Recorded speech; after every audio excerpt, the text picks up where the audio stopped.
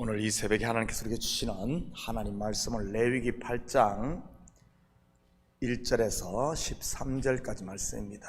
레위기 8장 1절에서 13절, 저와 여러분이 한 절씩 나누어서 교독합니다. 여호와께서 모세에게 말씀하여 이르시되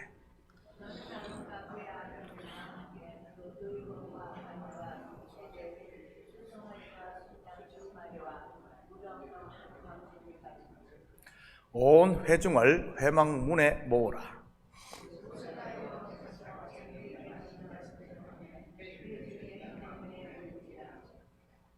모세가 회중에게 이르되 여호와께서 행하라고 명령하신 것이 이러하니라 하고,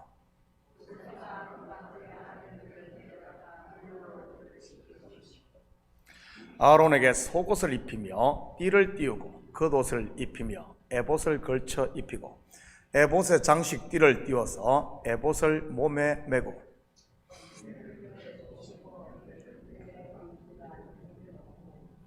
그의 머리에 관을 씌우고 그 관 위 전면에 금패를 붙이니 곧 거룩한 관이라. 여호와께서 모세에게 명령하신 것과 같았더라.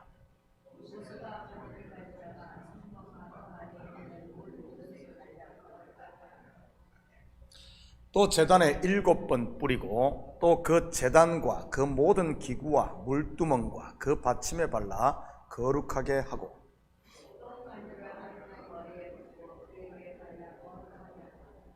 함께 읽겠습니다. 모세가 또 아론의 아들들을 데리다가 그들에게 속옷을 입히고 띠를 띄우며 관을 씌웠으니 여호와께서 모세에게 명령하신 것과 같았더라. 아멘. 좋은 아침입니다. 우리는 지금까지 구약의 5대 제사에 대해 살펴보았습니다. 이러한 제사를 집례하는 사람이 누구입니까?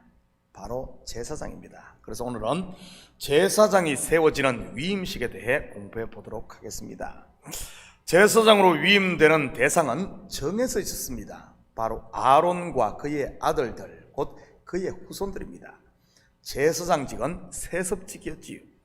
우리가 창세기를 공부해서 알겠지만 최초의 제사장이 누구입니까? 바로 에덴 동산을 경작했던 아담입니다. 경작하다라고 번역된 히브리어 아바드는 일하다, 봉사하다는 뜻으로 농사용을 하기보다는 성전의 용어입니다. 이것을 통해서도 우리는 아담이 단순히 농사꾼으로 세움받은 것이 아닌 하나님을 봉사하는 제사장이었음을 알 수 있는 것입니다. 그 다음에 제사장이 누구입니까? 바로 노아입니다. 노아 또한 방주 곧 성전을 만들므로 온 가족을 홍수로부터 구원합니다. 노아 또한 단순한 농사꾼이나 건축가 또는 엔지니어가 아닌 제사장이었던 것이지요.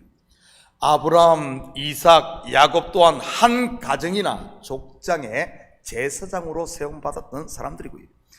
그런데 출애굽 이후 하나님께서는 12지파 가운데 레위 지파를 구별하시고 그 중에서도 특별히 아론을 선택해 제사장직을 감당케 했습니다.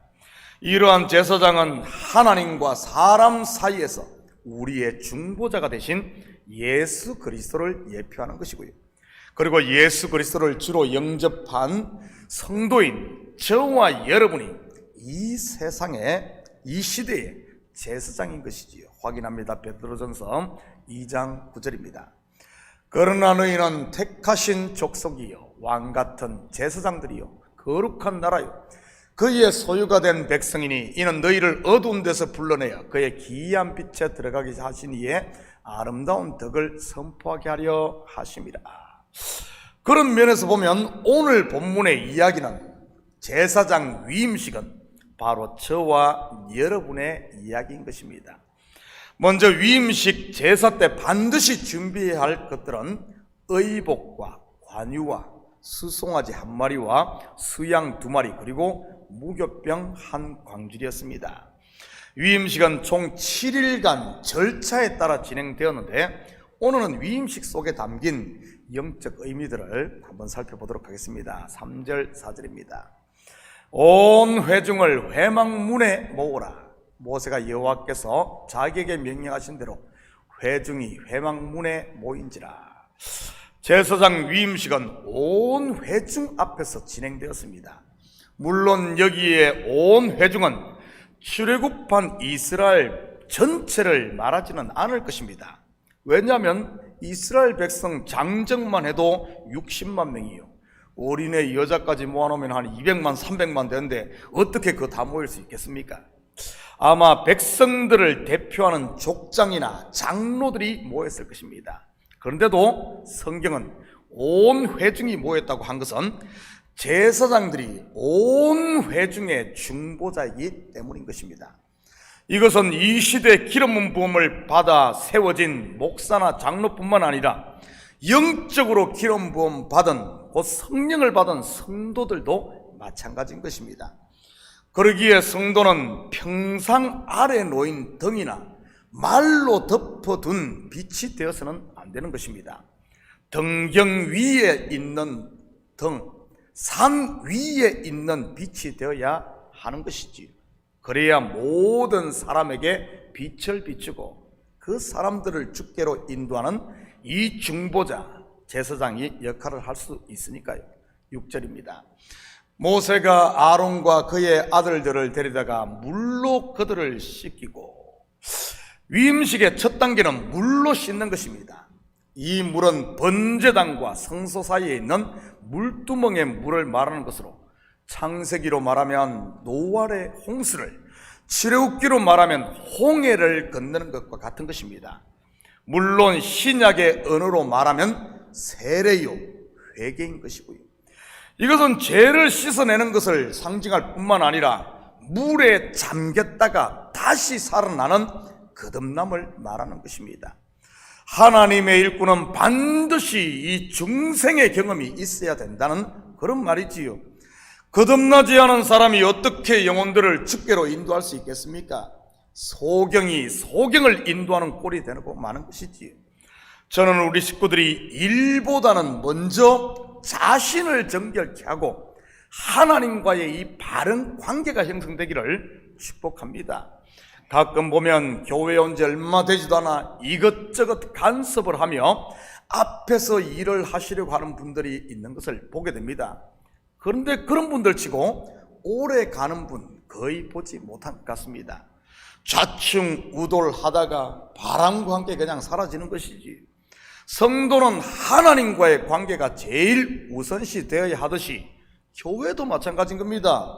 교회에 오면 목회자와의 바른 관계, 성도들과의 관계, 그리고 교회와의 바른 관계를 형성한 후에 그리고 일을 해야 하는 것이지.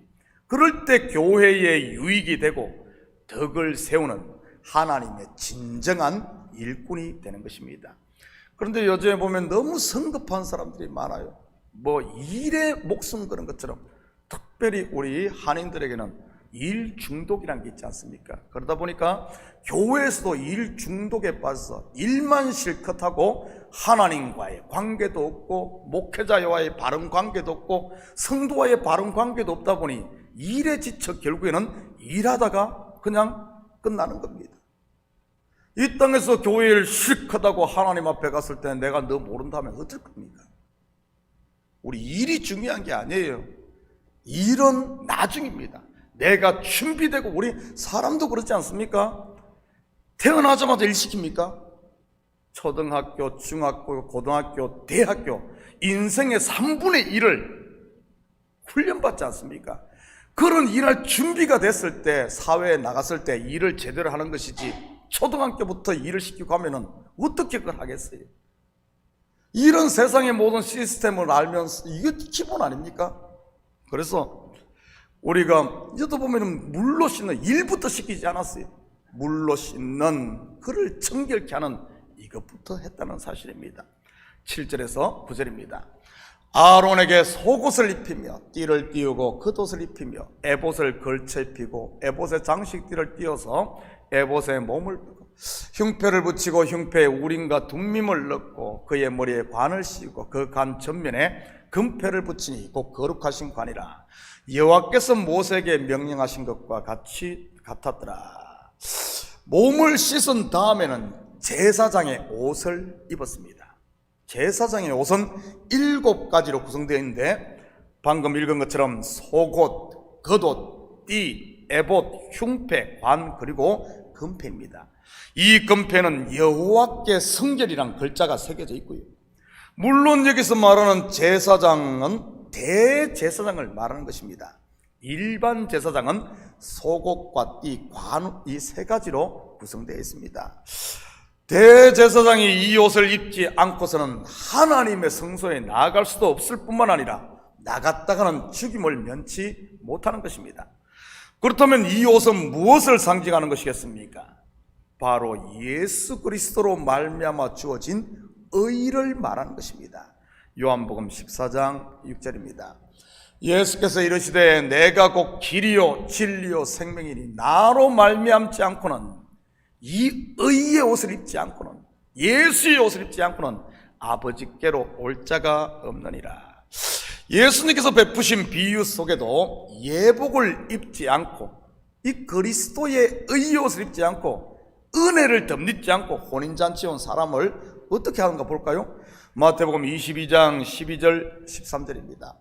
이르되 친구여 어찌하여 예복을 입지 않고 여기 들어왔느냐 하니 그가 아무 말도 못하거늘 임금이 사환들에게 말하되 그 손발을 묶어 바깥 어두운 데 내던지라. 거기서 슬피 울며 이를 갈게 되리라 하니라. 그리스도로 말미암는 의 곧 예복을 입지 않으면 하나님 앞에 벌거벗은 자로 여전히 죄 가운데 있다는 그런 의미인 겁니다. 물론 이 옷은 하나님의 은혜로 주어지는 것이고요. 저는 우리 식구들이 하나님의 은혜 아래 감으로 내 의가 아닌 하나님의 의가 드러날 수 있기를 축복합니다. 그게 바로 하나님의 일꾼인 것이지요. 11절입니다. 또 관유를 아론의 머리에 붓고 그에게 발라 거룩하게 하고, 모세는 아론에게 거룩한 옷을 입힌 후 거룩한 기름인 관유를 머리에 발라주었습니다. 관유는 아론의 머리뿐만 아니라 성막과 그 안에 있는 모든 기명에도 발랐고요. 그리고 제단에는 특별히 7번 이 관유를 뿌렸습니다. 이 관유는 올리브 오일에 모략과 육개와 창포와 계피를 섞어서 만들었습니다.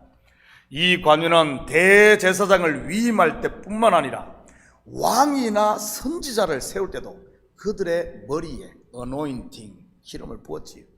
유대 전성에 의하면 대제사장에게 기름을 붓는 것과 일반 제사장에게 기름을 붓는 것은 약간의 차이가 있다고 합니다.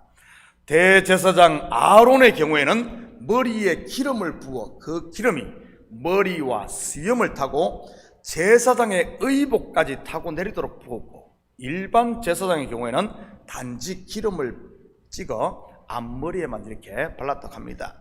시편 133편 2절입니다. 머리에 있는 보배로운 기름이 수염 곧 아론의 수염에 흘러서 그의 옷깃까지 내린 같고, 히브리어 메시아 헬라 그리스도가 이 기름 부음을 받은 자란 뜻입니다. 관유가 부어진 자 말이지요. 바로 하나님의 독생자 예수 그리스도를 지칭하는 것이고요. 그렇다면 이 관유를 바르는 곧 붓는 행위는 영적으로 무엇을 상징하는 것이겠습니까? 마태복음 3장 16절 17절입니다. 예수께서 세례를 받으시고 곧 물에서 올라오실새 하늘이 열리고 하나님의 성령이 비둘기같이 내려 자기 위에 임하심을 보시더니 하늘로부터 소리가 있어 말씀하시되 이는 내 사랑하는 아들이요 내 기뻐하는 자라 하시니라. 바로 성령이 임하는 것을 상징하는 것입니다. 하나님의 예수님의 이 세례받는 장면은 오늘 본문으로 말하면 대제사장의 위임식인 것이지요. 그때부터 예수님의 공생애가 시작되지 않습니까? 또한 이 성령은 오순절 마가의 다락방에 모인 120문도에게 임한 이후 저와 여러분에게도 임한 것입니다. 구약으로 말하면 기름 부음 받은 하나님의 일꾼이라는 뜻이지.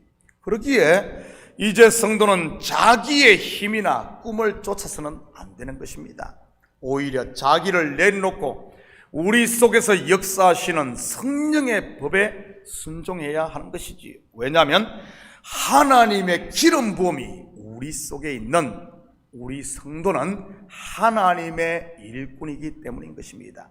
거룩하게 구별된 하나님의 제사장, 왕같은 제사장 말이지. 사랑하는 성도 여러분, 여러분을 만드신 이가 하나님이시요, 여러분을 부르신 이도 하나님이시요, 저와 여러분을 세우신 이도 하나님이심을 잊지 마시고, 오늘 하루도 그분의 뜻을 쫓는 하나님의 일꾼으로 사는 이런 복된 하루가 되기를 예수님의 이름으로 축복합니다. 같이 기도하십시다. 사랑의 아버지 하나님, 참으로 감사를 드립니다. 저희에게 성령의 관유, 성령의 기름을 부어 아버지 하나님, 하나님의 제사장, 귀한 아버지 하나님 주의 일꾼으로 세웠음에도 불구하고 과연 우리에게 주어진 이 아버지 하나님 세상에 빛이 되고 그리스도의 증인이 되라는 아버지 하나님 이 사명 잘 감당하고 있는지 다시 한 번 더 우리를 점검하길 원합니다. 분명 우리는 하나님의 일꾼인데 혹시 마귀의 종으로 쓰임받고 있지는 않은지 우리 자신을 살피게 하시고, 아버지 하나님 내 속에 있는 욕망, 시기와 질투를 쫓아 아버지 하나님 살고 있다면 이제는 이런 아버지 하나님 헛된 것들 다 십자가 앞에 내려놓고 다시 한 번 더 성령의 기름 부으심을 통하여 아버지 하나님, 하나님의 일꾼으로 바로 세워져 교회를 세우고 가정을 세우고 세상 가운데 우리에게 아버지 하나님 주어진 그리스도의 증인의 사명을 잘 감당하는 착하고 충성된 일꾼들 다 되게 도와주시옵소서. 감사드리며 예수님의 이름으로 기도드립니다. 아멘.